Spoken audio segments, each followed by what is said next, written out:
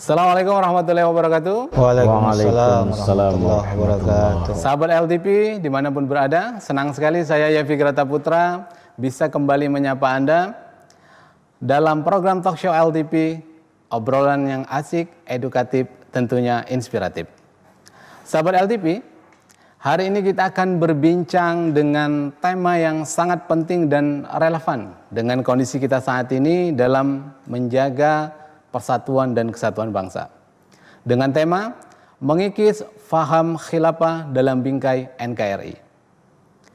Tema ini menjadi penting karena kita hidup di tengah kemajemukan bangsa dan tentu kita tidak ingin ada ideologi lain yang dapat memecah belah persatuan Indonesia yang sudah berlandaskan Pancasila dan Undang-Undang Dasar 1945.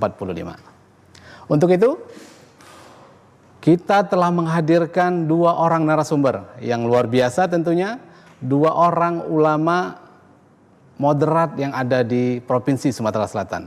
Langsung saja kita sapa. Yang pertama ada Bapak Dr. Kiai Haji Nurholis, Magister Agama. Beliau adalah Ketua MUI Provinsi Sumatera Selatan yang membidangi Komisi Fatwa. Assalamualaikum Pak Kiai. Waalaikumsalam warahmatullahi wabarakatuh. Selamat datang, terima kasih sudah hadir bersama kami. Alhamdulillah. Dan yang kedua, Ustadz Sulaiman M. Urib, Sarjana Sastra, Magister Agama. Beliau adalah Ketua Aswaja Nahdlatul Ulama Kota Palembang, dan menariknya, beliau juga merupakan mantan tokoh ex-HTI yang ada di Kota Palembang. Assalamualaikum Ustadz. Waalaikumsalam warahmatullahi wabarakatuh. Selamat datang, terima kasih sudah bergabung bersama kami Ustadz. Pak Kiai, Ustadz dan sahabat LTP dimanapun berada, seperti yang kita tahu, berbicara tentang Hizbut Tahrir Indonesia secara resmi telah dibubarkan oleh pemerintah. Namun gaung, pengaruh, bahkan narasi mereka masih terasa di tengah-tengah masyarakat, terutama di media sosial, di forum-forum kajian tertentu, mereka masih saja menyampaikan narasi-narasi tentang khilafah ya. Pertanyaannya, apakah benar mereka sudah tidak ada? Atau hanya berubah wajah, berubah strategi? Silakan Pak Kiai. Ya, terkait dengan eksistensi Hizbut Tahrir Indonesia sebenarnya sudah dibubarkan secara resmi oleh pemerintah melalui Kementerian Hukum dan HAM, yaitu di mana pencabutan status hukum ini berdasarkan pada peraturan pemerintah pengganti undang-undang atau Perpu nomor 2 tahun 2017. Artinya sudah kurang lebih 8 tahun yang lalu bahwa ormas ini, hizib atau kelompok ini sudah dibubarkan secara resmi oleh pemerintah. Sungguh pun setelah itu bahwa dengan serta-merta termasuk juga kepengurusannya juga melalui kuasa hukumnya itu mengajukan ke PT UN, ke mahkamah, ternyata juga ditolak berarti, dan itu 2 tahun setelah dicabut secara resmi, sehingga tahun 2019 sampai sekarang 6 tahun terakhir berarti secara resmi tidak boleh berkembang lagi atau mengajarkan ajaran-ajaran yang terkait dengan Hizbut Tahrir Indonesia itu sendiri. Iya. Jadi secara hukum dan administratif HTI itu memang sudah dibubarkan ya, sudah tidak ada lagi di negara Republik Indonesia. Itu yang saya tahu dan saya rekam melalui beberapa literatur yang saya baca. Tapi dengan sudah dicabutnya izin, berarti HTI sudah tidak boleh lagi hidup di negara kita Indonesia ini. Apakah betul pengaruh atau pergerakan mereka benar-benar sudah hilang, Kiai? Ya, karena Hizbut Tahrir Indonesia memang sudah cukup lama, usianya bisa jadi 40-an tahun, 42 tahun lah. Kalau pertama masuk ke Indonesia itu sekitar tahun 1983. Jadi sudah sekitar 40 tahun lebih, usia yang cukup lama untuk sebuah ormas sebenarnya. Ya, jadi artinya sudah mengakar, sudah menjadi sebuah prinsip dalam berdakwah, dalam tarbiyah dan sebagainya. Memang ketika ini sudah dicabut, ya sudah dicabut oleh pemerintah status hukumnya, tapi dalam prakteknya memang karena ini beririsan dengan dakwah dan juga sebagian tarbiyah, lebih kepada dakwahnya, memang sulit sekali bahasa tadi, maka mengikis ya. Mengikis dalam artian kita bertahap ya kan, yang pada akhirnya insya Allah akan selesai kan begitu, tidak frontal kan begitu, tentu melalui pendekatan-pendekatan ya kan, individual, lembaga dan sebagainya, kira-kira begitu. Oke, baik Pak Kiai. Kalau menurut pantauan MUI sendiri, aktivitas terselubung dari para ex HTI yang ada di Indonesia ini seperti apa yang mereka lakukan di tengah masyarakat? Setahu kami, karena ini bergerak di bidang dakwah terutama, baik itu dalam bentuk halakoh-halakoh atau kajian-kajian Islam, atau istilah yang pernah saya rekam itu adalah kajian Islam kafah gitu ya. Dalam artian bagaimana mengkaji, mempelajari ajaran Islam secara kafah dari semua sisi gitu ya. Itu yang pernah saya dengar dan pernah saya tahu. Jadi sebenarnya walaupun tidak menggunakan nama HTI lagi, tapi tentu dengan atribut sebagian masih dipakai. Tentu tidak menggunakan nama HTI, tapi ada juga beberapa halakoh, majelis, perkumpulan, kajian yang memang substansinya sama dengan yang diusung dari awal. Jadi kan ini makanya bagaimana mengkikis tadi bahasa tadi ya, itu perlu tahapan-tahapan tadi, perlu pendekatan dan sebagainya. Karena memang ini terkait dengan dakwah. Bisa jadi bahwa ormas ini sudah dicabut status hukumnya atau secara kelembagaan, tapi kan yang namanya dakwah sulit untuk dilepaskan, dipisahkan dari tugas-tugas individu atau kelompok organisasi masyarakat Islam. Itu yang memang perlu perlu bisa dikatakan diwaspadai ya Kiai. Iya, karena artinya ya diwaspadai dalam artian kita juga sedapat mungkin kalau memang masih menemukan, menjumpai, diadakan pembinaan, kita ajak salah dialog ya, artinya bagaimana adakah solusi yang terbaik sehingga tidak membuat resah bahasa kita ya, atau tidak, bahasa kita kalau dalam bahasa agama tidak menjelek-menjelekan ya kan ya, tidak menistakan dan sebagainya, tapi bagaimana kita bisa merangkul itu, diakomodir sehingga memang ada jalan keluar yang terbaik gitu ya. Gitu.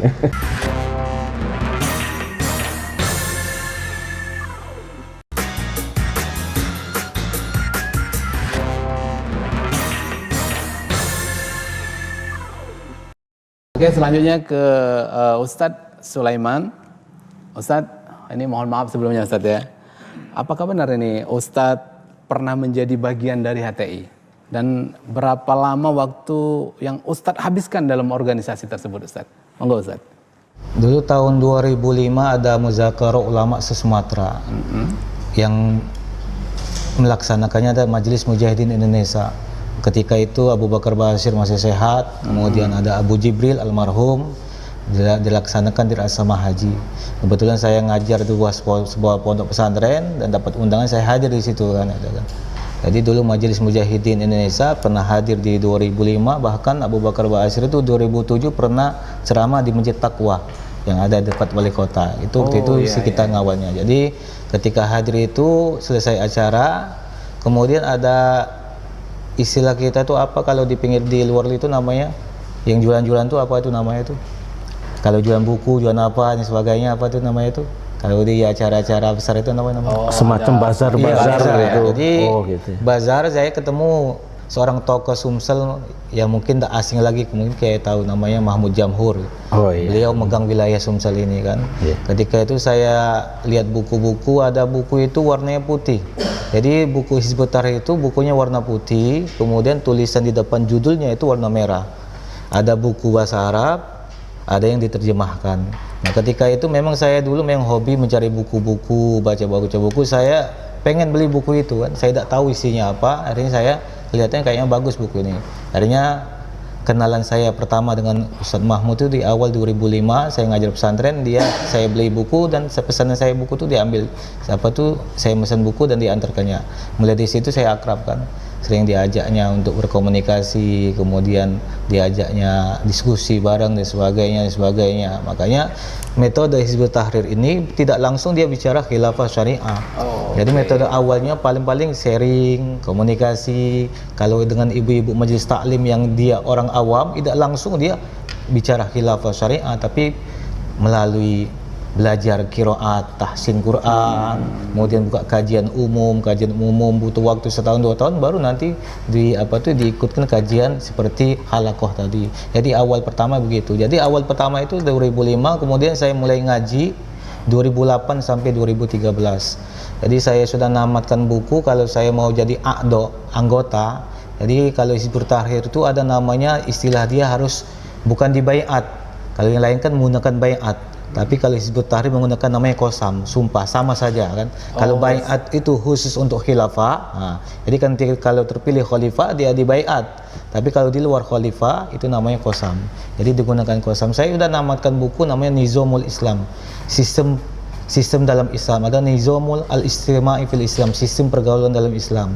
Ada namanya buku Takatul, pembentukan partai politik. Jadi kalau sudah bicara takatul, orang yang tidak pernah bicara pun, orang yang lugu pun kalau sudah masuk Hizbut Tahrir pintar ngomong. Luar biasa logikanya. Kemudian ada buku namanya Mafahim, itu konsep-konsep Hizbut Tahrir. Ada 20 buku wajib yang harus dikaji oleh anggota Hizbut Tahrir. Satu buku itu bukan tamat hanya sebulan 2 bulan, bisa 1 tahun 2 tahun. Jadi ketika kita sudah tamat 3 ini, maka nanti ada di qasam tadi, dan butuh waktunya bukan hanya pengkaderan, bukan 1 minggu 2 minggu, bertahun-tahun. Makanya doktrinnya luar biasa. Jadi kalau kita ikut organisasi kan 3 hari selesai ke pengkaderan, 1 minggu selesai, 1 bulan selesai. Tapi kalau Hizbut Tahrir ini dia di doktrin, dikaji seumur hidup. Jadi ngajinya seumur hidup sampai mati. Jadi 20 kitab itu bisa baca selesai 50 tahun baru selesai. Nanti ada namanya Nizamul Iqtisadi, sistem ekonomi Islam, daulah Islam dan sebagainya. Itu bukunya tebalnya begini. Dan buku ini bisa tamat tidak setahun 2 tahun, bisa 5 tahun, 7 tahun dan sebagainya. Itu awalnya ngaji. Awal ngaji dan bertemu dengan saudara Ustadz Mahmud Jamhur itu. Nah, semenjak keluar ini komunikasi kita tidak dijalin lagi, tapi kita kalau ketemu tetap sapa dan baik sebagainya. Itu awalnya, itu awal mula kita mengenal Hizbut Tahrir tadi. Jadi Hizbut Tahrir ini adalah gerakan politik sebenarnya, bukan gerakan dakwah. Jadi Hizbut Tahrir ini gerakan politik yang muncul di daerah negeri namanya Yordan tahun 1953. Kalau masuk di Indonesia ini kata Ustadz Dr. Nur Khalis benar 83, tapi gerakan yang masif itu pada tahun 98. Dibawa oleh Abdurrahman Al-Baghdadi, orang tokoh dari Mesir. Tapi Abdurrahman Al-Baghdadi itu sekarang sudah berhenti, sudah keluar dari HTI. Nah, itu. Jadi di Yordan pun dari tahun 1953 didirikan oleh Syekh Taqiyuddin An-Nabhani, itu sampai sekarang tidak ada izin, tidak resmi, ilegal ya kan. Nah, makanya termasuk di Indonesia kok bisa dilegalkan sebuah organisasi gerakan yang Hizbut Tahrir yang dia mengusung yang nama khilafah dan syariah. Jadi kalau sudah bicara khilafah dan syariah, tidak main NKRI. NKRI hukumnya haram, Pancasila hukumnya haram, undang-undang hukumnya haram, bahkan upacara pun hukumnya haram. Termasuk ibu-ibu yang pakai lipstik itu, bebedak yang menor itu hukumnya haram ya. Bercelana hukumnya haram dan sebagainya. Itu. Oke, Ustaz. Jadi bisa kita garis bawahi bahwasanya Hizbut Tahrir itu pergerakan politik yang dibungkus dengan dakwah. Iya. Oke. Jadi sehingga membuat kebanyakan orang awam, mohon maaf ya termasuk Ustaz tadi, karena kita haus akan ilmu. Iya. Kita kajian umum awalnya. Banyak belajar, senang membaca. Akhirnya kita tertarik ke organisasi mereka ya. Lama kelamaan baru didoktrin sehingga kita benar-benar akhirnya menjadi anggota atau bagian dari Hizbut Tahrir Indonesia. Makanya Dibilang seperti itu, iya Ustaz, benar ya. Jadi Hizbut Tahrir itu tidak langsung dia bicara khilafah, tapi dia menanamkan masalah akhlak dulu. Oh, iya, Makanya ada buku namanya Syahsiyah Islamiyah, kepribadian Islam. Jadi kalau kita lihat Hizbut Tahrir ini, kalau akhlaknya Ustaz luar biasa, dengan orang luar biasa. Dulu kalau belum tidak ngaji di Hizbut Tahrir, mungkin ibu itu menentang lakinya, termasuk membangkang. Tapi ketika masuk di Hizbut Tahrir, dia akan taat dengan Hizbut Tahrir. Makanya dulu ketika Imam Ali, Sayyidina Ali bin Abi Thalib jadi khalifah, ya, terjadi perang mungkin ya, perang arbitrase tahkim kan. Nah, Iya. itu kan terjadi dua kelompok, ada Syiah, Khawarij. Syiah itu yang mendukung Ali, kemudian Khawarij yang keluar, yang dia tidak mendukung Ali, bahkan dia menghalalkan darah orang-orang Syiah tadi. Makanya kalau di sini ditarik dari sejarah itu, makanya Hizbut Tahrir ini kalau kita bicara termasuk Khawarij gaya baru. Nah, yang dia tidak mengakui sebuah sistem kepemimpinan yang sah itu. Oke.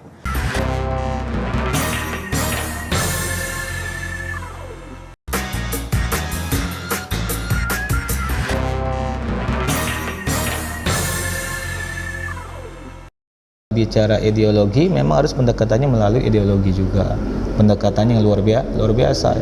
Makanya Hizbut Tahrir ini sebuah organisasi yang memang kalau kita perhatikan tidak akan pernah hilang, dan sekarang tambah masif kan gerakannya. Dulu ketika dibekukan zaman corona tahun 2020 itu ya, 2021, beliau tetap melakukan halqa melalui Zoom dan sebagainya. Makanya ketika kita sudah masuk di Hizbut Tahrir, memang ada istilah dia itu, ada tahapan dakwanya dalam Hizbut Tahrir. Pertama adalah marhala at-taskif, pembinaan. Yang kedua marhala tafaul ma'al ummah, interaksi bareng dengan ummah. Nah, dua ini sudah bergerak sekarang, pembinaan sama interaksi dengan umat. Yang terakhir yang dia diharapkan terakhir ini sudah mulai yang ketiga, terakhir sebenarnya gerakan beliau, namanya istilamul hukmi.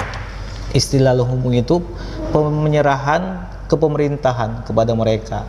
Makanya mandatnya. Jadi memang organisasi ini agak susah pemerintah, karena bukan organisasi yang melalui menggunakan kekerasan, tapi lebih cenderung ghazwul fikri, perang pemikiran. Nah, itu yang agak susah pemerintah sekarang ini. Makanya sekarang sudah tahap ketiga ini, tinggal nunggu. Jadi ketika 230 juta apa Indonesia 260 ya. Iya. 260 juta sudah ada masuk 150 juta juga sudah bisa itu istilahul hukmi, penyerahan kekuasaan. Makanya sekarang luar biasa intensif. Makanya dakwah yang sekarang dilakukan oleh Hizbut Tahrir pertama adalah at-taskib al-murakazah, pembinaan intensif untuk individual. Itulah tadi halko 5 orang, 3 orang. Halko tidak perlu banyak, dia cukup 3-5 orang, tapi dia intensif kan, 2 jam. Dia ngajinya bukan satu seperti kita kalau ceramah. Kalau kita ceramah acara 1 jam, dia ngaji wajib 2 jam, tidak boleh lebih, harus 2 jam ngaji. Pembina membaca bukunya. Kemudian ada namanya marhala al-jamaiyah, pembinaan secara umum, itulah melalui bulitan kolektif. Kemudian kalau bulitan ada namanya, sekarang ada majelis ibu-ibu namanya Muslimah Kafah, itu sedang banyak itu pengajian. Saya tahu beberapa masjid yang sudah masuk di situ kan. Bahkan orang masjid pun tidak terkontrol bahwa itu adalah gerakan HTI. Kemudian ada namanya untuk remaja, namanya majalah, namanya Teman Surga, itu juga untuk remaja dan sebagainya. Makanya sekarang semenjak dibubarkan ini sebenarnya pemerintah lebih sulit untuk mendeteksi apa ini gerakan HTI dan sebagainya. Tapi ketika kita ikut pengajian, suatu kajian organisasi atau diskusi, kalau di ujung dalam sejarah dalam acara itu dia bicara tidak bisa selesai masalah bangsa ini kecuali dengan khilafah syariah, dan itu Hizbut Tahrir itu. Jadi itu Kayak Palestina dia demo kan. Nah, kalau dia demo tidak mau gabung dengan orang lain, dia khususan. Makanya kalau dulu kan berapa kali kan Hizbut Tahrir melakukan demo dengan menggunakan bendera al-liwa ar-roya, bendera hitam putih. Itu kalau sudah ada bendera hitam putih, kemudian rami ibu-ibu dan sebagainya, demo kemarin Palestina, itu jelas Hizbut Tahrir yang melakukannya. Makanya ketika dia orasi, pasti Palestina tidak akan bisa selesai kecuali dengan satu khilafah dan syariah tadi itu. Itu gerakannya sekarang ini agak susah pemerintah mengontrol karena setelah dibubarkan ini. Jadi setiap akhir dari kegiatan HTI itu Ya, pasti diskusi, selalu seminar, ya penekanan akhirnya. bahwasanya penyelesaiannya hanya satu, Dengan khilafah dan syariah. khilafah. Itu bisa dipastikan Hizbut Tahrir. itu dari Hizbut Tahrir Indonesia. Baik, ini terakhir untuk Pak Kiai. Bagaimana langkah MUI ini jika terdapat laporan dari masyarakat yang menemukan adanya ajaran yang bertentangan dengan ideologi bangsa kita seperti khilafah tadi? Baik, jika ada informasi terkait dengan HTI ataupun kelompok atau faham lain, kami dari Majelis Ulama Indonesia Provinsi Sumatera Selatan itu ada komisi pengkajian. Maka dari ketua dan sekretaris, ketua umum dan sekretaris umum itu jika ada informasi itu valid, maka komisi pengkajian segera melakukan tindakan. Apa yang perlu dikaji, dipelajari, jika itu sudah valid ya, melalui beberapa informasi, kemudian nanti baru dibawa ke komisi fatwa, lalu dimusyawarahkan lagi. Artinya nanti baru antara dari komisi pengkajian dan komisi fatwa, jika itu terkait dengan masalah hukum, nanti komisi perundang-undangan kami akan berkumpul 3 komisi, baru nanti bisa mengerucutkan bagaimana keberadaan paham yang ditemukan itu, kelompok yang ditemukan itu. Jadi kami tidak mau menjustis atau kita mengklaim langsung menuduh bahwa ini adalah paham yang keliru, sesat atau radikal tanpa ada kajian terlebih dahulu dari sisi hukumnya gimana, kemudian informasinya valid atau tidak, baru kami nanti baru bisa mengeluarkan atau semacam maklumat, himbauan, tausiah, atau di ujungnya adalah fatwa gitu. Oke, jadi bisa dikatakan dirembukan dulu ya? Iya, tidak gegabah. Tidak gegabah. Kira-kira begitu. Oke, baik. Oke, ini terakhir untuk Ustadz Sulaiman, untuk masyarakat luas, untuk sahabat LTP yang ada di rumah, dan juga untuk para generasi muda, apa tips dari Ustadz Sulaiman agar khususnya ini para generasi muda yang masih awam ya, yang masih haus akan ilmu pengetahuan, agar tidak terjebak dalam narasi-narasi yang bisa kita katakan menyesatkan. Negara kita kan negara kesatuan Republik Indonesia, berlandaskan Undang-Undang Pancasila. Jadi ketika ada kajian yang dia memang bertentangan dengan Undang-Undang Pancasila, dan itu adalah dilarang oleh negara kita. Bagaimana caranya? Sebenarnya sekarang ini kan remaja, kemudian banyak sekali majelis pengajian ibu-ibu, bahkan sekarang ini ada masjid khusus. Dulu kalau Hizbut Tahrir ngajinya di masjid ini, ketahuan dia pindah ke masjid lain. Kemudian bahkan ada di masjid DPR kemarin pernah melakukan kajian kan, pindah lagi dan sebagainya. Maka sekarang ada khusus masjid lain, ada khusus tempatnya. Nah, sekarang gerakan beliau ini luar biasa. Makanya untuk mencegah ini sebenarnya cukup ketika kita sudah cinta NKRI, Pancasila, undang-undang, ada kajian-kajian sudah bertentangan dengan undang-undang Pancasila, maka kita sebagai remaja kita, untuk masyarakat kita hindari yang demikian. Itu aja. Oke, baik. Jadi intinya ini pesan untuk semua sahabat LTP, kita itu harus mencintai NKRI. Iya. Oke. Jika dalam pengajian-pengajian tersebut sudah mulai ada indikasi memprovokasi pemerintahan yang tidak setuju dengan pemerintahan yang ada itu, maka lebih baik ditinggalkan. Karena masih banyak pengajian-pengajian lain yang mengajarkan ilmu pengetahuan itu tentang fikih, tentang ketauhidan dan lain-lain yang tidak terindikasi dari paham-paham yang salah seperti itu ya Ustaz? Iya benar. Jadi kalau Hizbut Tahrir ini kan jarang dia mengkaji fikih kan, kemudian jarang belajar ngaji kan awalnya saja. Nanti setelah itu tidak penting, katanya itu individu ngaji itu individu, kemudian fikih individu. Jadi kalau sudah ada kajian bicara tentang politik Islam, ekonomi Islam dan lain sebagainya bisa mengarahkan ke Hizbut Tahrir Indonesia. Jadi ketika ada pengajian sudah bicara tentang ekonomi, politik, anak remaja hindarkan saja. Kita lebih baik kita belajar tentang wudhu, tentang sholat, tentang puasa yang gampang-gampang. Kadang-kadang kita bicara politik tentang tohara pun kita tidak paham. Baik, terima kasih Ustadz. Baik, sahabat LTP, obrolan kita hari ini sungguh sangat membuka wawasan. Kita jadi semakin sadar bahwa menjaga keutuhan NKRI ini adalah tanggung jawab kita bersama. Melawan faham khilafah bukan semata-mata menjadi tugas pemerintah dan juga bukan hanya menjadi tugas ulama, tetapi juga menjadi tugas kita sebagai umat Islam yang cinta damai, cinta bangsa, dan cinta Pancasila. Terima kasih kami ucapkan kepada Bapak Dr. Kiai Haji Nurkholis, Magister Agama, Ustadz Sulaiman M. Urip, Sarjana Sastra, Magister Agama. Semoga ilmu dan pengalaman yang dibagikan menjadi inspirasi dan pencerahan bagi kita semua. Sekali lagi terima kasih Pak Kiai, Ustadz. Sahabat LDP, saya Yepi Grata Putra beserta kru yang bertugas pamit undur diri.